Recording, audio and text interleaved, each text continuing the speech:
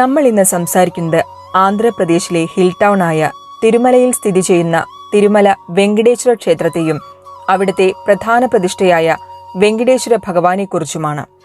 തിരുമലയിലെ 7 കുന്നുകളിലൊന്നായ വെങ്കടാദ്രി കുന്നിലാണ് ഈ ക്ഷേത്രം സ്ഥിതി ചെയ്യുന്നത്. മഹാവിഷ്ണുവിന്റെ അവതാരമായ തിരുപ്പതി വെങ്കടേശ്വരന് ഇവിടെ നിത്യേന 6 പൂജകളാണുള്ളത്. പുലർച്ചെ 2:30 പ്രത്യുഷ പൂജ അഥവാ സുപ്രഭാത സേവ, സൂര്യോദയത്തിനു ശേഷം ഉഷപൂജയായ പ്രാതകാല പൂജ, മധ്യാഹ്ന പൂജ, സൂര്യാസ്തമയം തുടങ്ങുമ്പോഴുള്ള അപരാഹ്ന പൂജ, പ്രദോഷസന്ധ്യയ്ക്ക് നടക്കുന്ന സന്ധ്യാകാല പൂജ, അത്താഴ പൂജ എന്നിവയാണ്. തിങ്കളാഴ്ചകളിൽ വിശേഷ പൂജ, ചൊവ്വാഴ്ചകളിൽ അഷ്ടദളപാദ പത്മാരാധന, ബുധനാഴ്ചകളിൽ സഹസ്രകലശാഭിഷേകം, വ്യാഴാഴ്ചകളിൽ തിരുപ്പാവാട സേവ, വെള്ളിയാഴ്ചകളിൽ അഭിഷേകം എന്നിവ പ്രധാനമാണ്. സപ്തഗിരീശ്വരൻ അഥവാ ബാലാജി എന്നറിയപ്പെടുന്ന തിരുപ്പതി വെങ്കടേശ്വരന്റെ ദർശനം ലഭിക്കുന്നത് പുണ്യമാണെന്നാണ് ഭക്തരുടെ വിശ്വാസം. ഭക്തന്റെ അർഹതയ്ക്കനുസരിച്ച് ദേവൻ അനുഗ്രഹവും സൗഭാഗ്യവും നൽകുമെന്നും ഇവിടെ നിന്ന് എന്തെങ്കിലും കവർന്നെടുക്കാൻ ശ്രമിച്ചാൽ അവർക്ക് ദുരന്തം സംഭവിക്കുമെന്നുമാണ് വിശ്വാസം. ഈ ക്ഷേത്രത്തിലെ വെങ്കടാചലപതിയുടെ വിഗ്രഹം സംബന്ധിച്ച് ചില രഹസ്യങ്ങളുണ്ട്. പ്രധാന പ്രവേശന കവാടത്തിന്റെ വലതുവശത്ത് ഒരു വടിയുണ്ട്. ഇത് ആനന്ദാൾവാർ വെങ്കടേശ്വര സ്വാമിയെ അടിക്കാൻ ഉപയോഗിച്ചിരുന്നതാണ്. ഈ വടി ഉപയോഗിച്ച് ചെറിയ കുട്ടിയായിരുന്ന വെങ്കടേശ്വരനെ അടിച്ചപ്പോൾ താടിക്ക് മുറിവേറ്റു. ഇക്കാരണത്താൽ സ്വാമിയുടെ താടിയിൽ ചന്ദനം തേക്കുന്ന ആചാരം പരമ്പരാഗതമായി ചെയ്തു വരുന്നു. വെങ്കടേശ്വര സ്വാമിയുടെ പ്രധാന വിഗ്രഹത്തിൽ യഥാർത്ഥ തലമുടിയുണ്ട്. ഈ മുടി കെട്ടുപിണയില്ല എന്നും എല്ലായ്പ്പോഴും മിനുസമായി ഇരിക്കുമെന്നും പറയപ്പെടുന്നു. തിരുമല ക്ഷേത്രത്തിൽ നിന്ന് ഏകദേശം 23 കിലോമീറ്റർ അകലെയായി ഒരു ഗ്രാമമുണ്ട്. ഈ ഗ്രാമത്തിലേക്ക് ഗ്രാമവാസികൾക്ക് മാത്രമാണ് പ്രവേശനം. ഇവിടുത്തെ ആളുകൾ കർശനമായ ആചാരങ്ങളും പാരമ്പര്യവും പിന്തുടർന്ന് ജീവിക്കുന്നവരാണ്. ദേവന് അർപ്പിക്കാനുള്ള പൂക്കൾ, പാൽ, നെയ്യ്, വെണ്ണ തുടങ്ങിയവയെല്ലാം ഇവിടെ നിന്നാണ് കൊണ്ടുപോകുന്നത്. വെങ്കടേശ്വര സ്വാമി ഗർഭഗുഡിയുടെ നടുവിൽ നിൽക്കുന്നതായാണ് കാണപ്പെടുന്നത്. യഥാർത്ഥത്തിൽ സ്വാമി ഗർഭഗുഡിയുടെ വലതുമൂലയിലാണ് നിൽക്കുന്നത്. ഇത് പുറമേ നിന്ന് കാണാനാകും. എല്ലാ ദിവസവും ഒരു പുതിയ വിശുദ്ധമായ ധോത്തിയും സാരിയും സ്വാമിയെ അണിയിക്കാനായി ഉപയോഗിക്കും.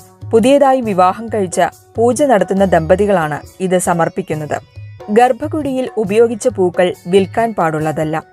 അവ സ്വാമിയുടെ ക്ഷേത്രത്തിന് പിന്നിലുള്ള വെള്ളച്ചാട്ടത്തിലേക്ക് എറിയുകയാണ് ചെയ്യുക. സ്വാമിയുടെ വിഗ്രഹത്തിന് പിന്നിൽ ചെവിയോർത്ത് നിന്നാൽ സമുദ്രത്തിന്റെ ശബ്ദം കേൾക്കാൻ സാധിക്കും. ഭഗവാന്റെ ഹൃദയത്തിൽ ലക്ഷ്മി ദേവിയാണ്. വ്യാഴാഴ്ചകളിൽ നിജരൂപ ദർശനത്തിനിടെ സ്വാമിയെ വെള്ള മരക്കുഴമ്പ് അണിയിക്കും. ഇത് നീക്കം ചെയ്യുമ്പോൾ ലക്ഷ്മി ദേവിയുടെ രൂപം അതിൽ അവശേഷിക്കും. വിഗ്രഹത്തിൽ നിന്ന് നീക്കം ചെയ്ത പൂക്കൾ പിന്നിലേക്കാണ് എറിയുക. ദിവസം മുഴുവനും പൂജാരി സ്വാമിയുടെ പിന്നിലേക്ക് നോക്കില്ല. ഈ പുഷ്പങ്ങളെല്ലാം തിരുപ്പതിയിൽ നിന്ന് 20 കിലോമീറ്റർ അകലെ വേർപേടു എന്ന സ്ഥലത്ത് നിന്നാണ് വരുന്നത്. ഭഗവാന്റെ മുന്നിലുള്ള ദീപങ്ങൾ ആയിരക്കണക്കിന് വർഷങ്ങളായി കത്തിക്കൊണ്ടിരിക്കുന്നു. എന്നാൽ ഇത് എന്നാണ് തെളിയിച്ചത് എന്ന് ആർക്കും അറിയില്ല. തിരുപ്പതി ക്ഷേത്രത്തിലെ പ്രധാന വഴിപാടാണ് തലമുണ്ടനം ചെയ്യൽ. ഞാനെന്ന ഭാവം ഇല്ലാതാക്കുക എന്നതാണ് ഇതുകൊണ്ട് ഉദ്ദേശിക്കുന്നത്. തലമുണ്ടനം ചെയ്ത് കുളിച്ച ശേഷമാണ് ഭഗവത് ദർശനം നടത്തേണ്ടത്. കാണിക്കയർപ്പിക്കൽ മറ്റൊരു പ്രധാന വഴിപാടാണ്. വൃത്തിയുള്ള തുണിയിൽ കിഴി കെട്ടി വേണം കാണിക്കയർപ്പിക്കാൻ. ആ തുക മുഴുവനും കുബേരന് പലിശ കൊടുക്കാനുള്ള സഹായമാണെന്നാണ് വിശ്വാസം.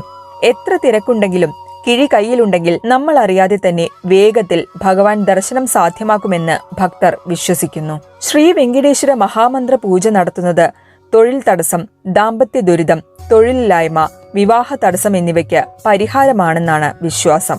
തിരുപ്പതി ദർശനവേളയിൽ നിരന്തരം ഓം നമോ വെങ്കടേശായ എന്ന് ജപിക്കണം. ക്ഷിപ്രഫലസിദ്ധി നൽകുന്ന അതിശക്തമായ മന്ത്രമാണിത്. ഭഗവാന്റെ രൂപം മനസ്സിൽ ധ്യാനിച്ച് 108 തവണ വെങ്കടേശ്വര മന്ത്രം ജപിച്ചാൽ ദുരിതങ്ങൾ അകന്ന് 1 മാസത്തിനുള്ളിൽ ഭക്തന്റെ ആഗ്രഹങ്ങൾ സഫലമാകുമെന്നാണ് വിശ്വാസം. തിരുപ്പതി ഭഗവാനെ ദർശിച്ചിട്ട് എനിക്ക് ദർശനം കിട്ടി എന്ന് ഒരിക്കലും പറയരുത്. എനിക്ക് ദർശനം തന്നു എന്നേ പറയാവൂ എന്നാണ് പറയാറ്. ശ്രീ വെങ്കടേശ്വര ദർശന ഫലങ്ങളെക്കുറിച്ചുള്ള വിശ്വാസം ഇങ്ങനെയാണ്. സാമ്പത്തിക അഭിവൃദ്ധിക്കും ദുരിതമോചനത്തിനും മംഗല്യഭാഗ്യത്തിനും തിരുപ്പതി ദർശനം ഉത്തമമാണ്. 7.5 ശനി, കണ്ടകശനി, അഷ്ടമശനി, ശനി ദശാദോഷം എന്നിവ അനുഭവിക്കുന്നവർ തിരുപ്പതി ദർശനം നടത്തിയാൽ ദുരിതശാന്തി ലഭിക്കുമെന്നാണ് വിശ്വാസം. അനേകം പുണ്യസ്ഥലങ്ങളിൽ യാഗങ്ങളും തപസ്സും ദാനധർമാദികളും അനുഷ്ഠിച്ചാൽ ലഭിക്കുന്ന അത്ര ഫലം തിരുപ്പതി ദർശനത്തിൽ ലഭിക്കും. നാഗദോഷങ്ങളെല്ലാം തീർക്കുന്ന തിരുപ്പതി ദർശനം രാഹു കേതു ദോഷ നിവാരണത്തിനും ഉത്തമമത്രേ. ഭഗവാൻ പ്രസാദിച്ചാൽ ഭക്തരുടെ ജീവിതത്തിൽ അപ്രതീക്ഷിത ഭാഗ്യാനുഭവങ്ങൾ ഉണ്ടാകും. വൈകുണ്ഠ മാസത്തിൽ ഏകാദശി നാളിൽ ഭഗവാനെ ദർശിച്ചാൽ സകല പാപങ്ങളിൽ നിന്നും മുക്തിയും മരണാനന്തരം മോക്ഷപ്രാപ്തിയും ലഭിക്കുമെന്നാണ് വിശ്വാസം. കലിയുഗ ദുരിതങ്ങളിൽ നിന്നുള്ള മോക്ഷപ്രാപ്തിക്ക് ഉത്തമ മാർഗമാണ് തിരുപ്പതി ദർശനം. ഹൈന്ദവ ആചാരങ്ങളെയും വിശ്വാസങ്ങളെയും കുറിച്ചുള്ള വീഡിയോകൾ ലഭിക്കാൻ ഈ ചാനൽ സബ്സ്ക്രൈബ് ചെയ്യുക.